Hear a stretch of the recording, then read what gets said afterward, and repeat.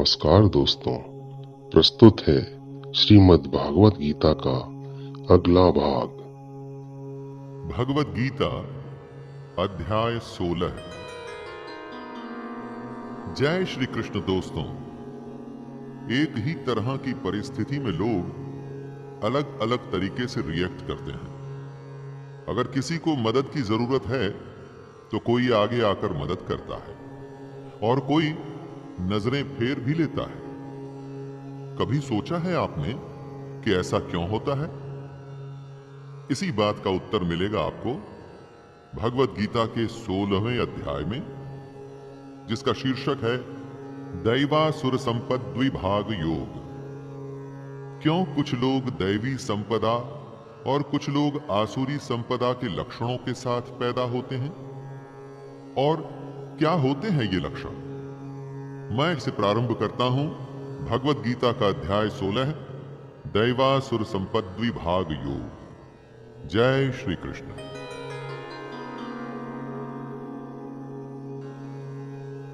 श्री भगवानुवाच अभयं सत्त्वसंशुद्धिर्ज्ञानयोग व्यवस्थितिः दानं दमश्च यज्ञश्च स्वाध्यायस्तप आर्जवम्। भगवान कहते हैं कि जहां डर न हो, अंतःकरण एकदम स्वच्छ हो, तत्व ज्ञान को हासिल करने के लिए ध्यान योग में निरंतर प्रतिज्ञा हो, सात्विक दान हो, इंद्रियों का दमन करने की इच्छा हो, भगवान, देवता और गुरुजनों की पूजा की जाए और अग्निहोत्र जैसे उत्तम कर्मों का पालन हो, वेद शास्त्रों का पठन पाठन, कितने भी कष्ट आए लेकिन स्वधर्म का पालन किया जाए, ये सारे लक्षण होते हैं दैवी संपदा के। संपदा का अर्थ वैसे तो धन, दौलत और ऐश्वर्य होता है दोस्तों, लेकिन दैवी संपदा के गुण हमारी दुनिया की संपत्ति से बिल्कुल अलग होते हैं। कृष्ण ऐसा कह रहे हैं कि यही तो सबसे बहुमूल्य संपत्ति होती है। अहिंसा सत्यमक्रोधस्त्यागः शान्तिरपैशुनम् दया भूतेष्वलोलुप्त्वम् मार्दवम् ह्रीरचापलम्। दैवी संपदा के लक्षणों को समझाते हुए कृष्ण कहते हैं कि न मन से सोच के, न वाणी से बोल के, और ना ही शरीर से कभी भी किसी को कष्ट देना चाहिए।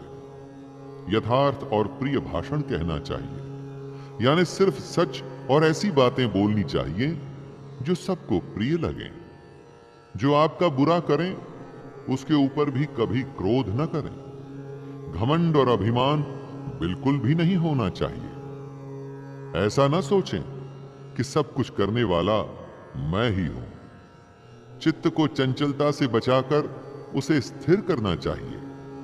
किसी की भी बुराई न करें। सब प्राणियों पे दया की जाए। इंद्रियों में आसक्ति को न होने दें। ये सारे लक्षण दैवी संपदा से युक्त लोगों के ही हो सकते हैं। तेजः क्षमा धृतिः शौचम् रुद्रोहो नातिमानिता भवन्ति संपदं दैवीम् अभिजातस्य भारत। तेज वो गुण है जिसके सामने छोटे, घटिया या बुरे लोग भी इसके प्रभाव में आकर के अच्छे काम करने लगते हैं। कृष्ण दैवी संपदा के लक्षणों को स्पष्ट करते हुए कह रहे हैं कि तेज, क्षमा, धैर्य यानी कि संयम, बाहर की शुद्धि यानी कि अच्छे संस्कार, किसी में भी शत्रु भाव का न होना और अपने अंदर घमंड का बिल्कुल न होना ही दैवी संपदा को लेकर उत्पन्न हुए पुरुष के लक्षण हैं। देवताओं के गुण लेकर जो पैदा होता है उसे ही दैवी संपदा से युक्त कहा जाता है। दोस्तों, जो इन गुणों के साथ पैदा नहीं हुआ, लेकिन अगर वो अपना बर्ताव ऐसा कर ले तो भी तो उसे दैवी संपदा से युक्त ही कहा जाएगा। दंभो दर्पोऽभिमानश्च क्रोधः पारुष्यमेव च अज्ञानं चाभिजातस्य पार्थ संपदमासुरीम्। दैवी संपदा के गुणों के लक्षण के बाद अब कृष्ण आसुरी संपदा के लक्षण बता रहे हैं। एक तरह से आप इन आसुरी गुणों को दैवी से एकदम उल्टा मान सकते हैं। जैसे दंभ यानी कि घमंड का होना, क्रोध कठोरता यानी कि क्रूर, रूढ़ बर्ताव और अज्ञान, ये सब आसुरी संपदा को लेकर उत्पन्न हुए पुरुष के लक्षण हैं दोस्तों। अब अगर अगली बार किसी से जब आप मिलें या डील करें तो सोचिएगा कि उसमें कौन सी संपदा के गुण हैं। उसके गुणों से आप उसके व्यक्तित्व का परीक्षण कर सकते हैं और उसी तरीके से बर्ताव भी कर सकते हैं। दैवी संपद्विमोक्षाय निबन्धायासुरीमता मा शुचः संपदं दैवीम् अभिजातोऽसि पांडव। मनुष्यों के व्यवहार में दो तरह के बर्ताव होते हैं, दैवी और आसुरी। दैवी संपदा के जो गुण हैं वो मुक्ति के लिए होते हैं। अगर उन गुणों को आप पालन में लाते हैं, नियम से इन गुणों को अपने जीवन में उतारते हैं, तो इसका अर्थ है कि आप मुक्ति की तरफ बढ़ रहे हैं। लेकिन आसुरी संपदा के गुण बंधन के लिए माने गए हैं। बंधन किससे? इस दुनिया से। कृष्ण कहते हैं, हे अर्जुन, तू शोक मत कर, क्योंकि तू दैवी संपदा को लेकर उत्पन्न हुआ है। अर्जुन के सारे गुण दैवी थे, इसलिए कृष्ण उसे हिम्मत देते हुए चिंता न करने के लिए कह रहे हैं। द्वौ भूत सर्गौ लोकस्मिन् दैव वासुर एव च दैवो विस्तरशः प्रोक्त आसुरं पार्थ मे शृणु। कृष्ण ने इस दुनिया का एनालिसिस करते हुए सीधे सीधे इसे दो हिस्सों में बांट दिया है दोस्तों, दैवी संपदा और आसुरी संपदा। मनुष्य दो ही तरह का हो सकता है, दैवी प्रकृति वाला और आसुरी प्रकृति वाला। इन दो के अलावा और तीसरी कोई प्रकृति मनुष्य में आपको नहीं दिखेगी। जब हृदय में, मन में दैवी संपदा के गुण घर कर लेते हैं तो आप एक तरह से देवता हैं, और अगर मन में आसुरी संपदा के लक्षण आ गए तो मतलब आप ही राक्षस बन चुके हैं। यह हर किसी मनुष्य के लिए सच है दोस्तों। आप जितनों को भी जानते हैं उनको भी इन्हीं दो श्रेणियों में बांट सकते हैं। प्रवृत्तिं च निवृत्तिं च जनानां विदुरासुराः न शौचं नापि चाचारो न सत्यं तेषु विद्यते। कृष्ण कहते हैं कि आसुरी स्वभाव वाले मनुष्य प्रवृत्ति और निवृत्ति दोनों को ही नहीं जानते।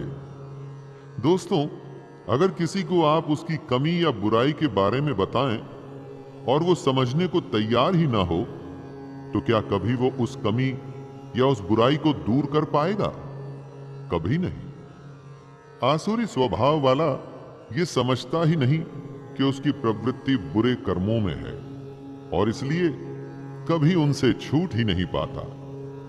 ऐसे लोगों में ना तो बाहर की शुद्धि होती है और ना ही अंदर की, यानी कि अंतःकरण की। इनका आचरण भी बुरा होता है और इनका भाषण सत्य न होके झूठा होता है।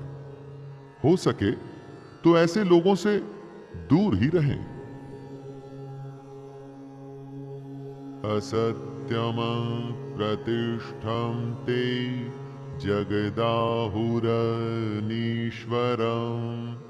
अपरस्पर संभूतं किमन्यत काम हेतुकम्। आसुरी प्रकृति वाले मनुष्य इस जगत की सच्चाई समझने को तैयार नहीं होते। वो कहते हैं कि जगत आश्रय रहित है। ये दुनिया अगर किसी नियम से चल रही है तो इसके पीछे कोई तो होगा। आसुरी प्रकृति वाले मनुष्य धर्म और अधर्म के सत्य को नहीं मानते और ना ही वो ईश्वर को मानते हैं। उनका तो मानना है कि संतान केवल स्त्री पुरुष के संयोग से ही उत्पन्न होती है और इसकी वजह है सिर्फ काम है। जब धर्म अधर्म में निष्ठा नहीं होती, उसके बाद बेईमानी, छल या कपट करने से भी वो पीछे नहीं हटते। एतां दृष्टिमवष्टभ्य नष्टात्मानोऽल्पबुद्धयः प्रभवन्त्युग्रकर्माणः क्षयाय जगतो हिताः। दोस्तों, दैवी प्रवृत्ति कंस्ट्रक्टिव होती है, यानी कि रचनात्मक, जबकि आसुरी प्रवृत्ति वालों का रवैया डिस्ट्रक्टिव होता है। ये लोग बस नाश ही करते हैं। एक ग्रुप में कुछ लोग हमेशा ऐसी सलाह देते हैं जिससे हल निकले और प्रॉब्लम सॉल्व हो, जबकि कई सिर्फ ऐसी ही बातें करते हैं जिससे परेशानी और बढ़ जाती है। आसुरी लोगों में उनके मिथ्या ज्ञान, झूठी और गलत समझ उनके स्वभाव को नष्ट कर देता है और उनकी बुद्धि को भी मंद कर देती है। ऐसे लोग सिर्फ बुरा करते हैं और जगत का सिर्फ नाश ही करते हैं। काममाश्रित्य दुष्पूरं दम्भमानमदान्विताः मोहात् गृहीत्वात् सद्ग्रहान् प्रवर्तन्ते शुचिव्रताः। अपने पैसे और शक्ति में चूर आसुरी हमेशा ऐसी कामनाओं में घिरे रहते हैं जो कभी भी पूरी नहीं होती। ज्यादा पैसे वाले को ही और पैसे चाहिए होते हैं, उसमें कभी भी संतोष नहीं होता।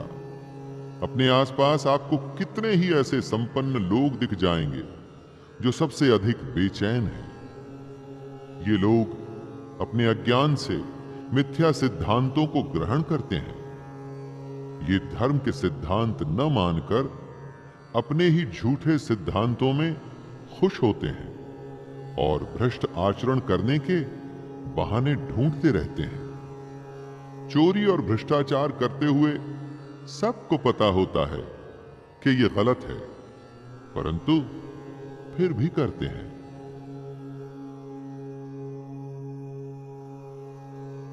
चिंतामपरिमेयां च प्रलयान्तामुपाश्रिताः कामोपभोगपरमां एतावदिति निश्चिताः।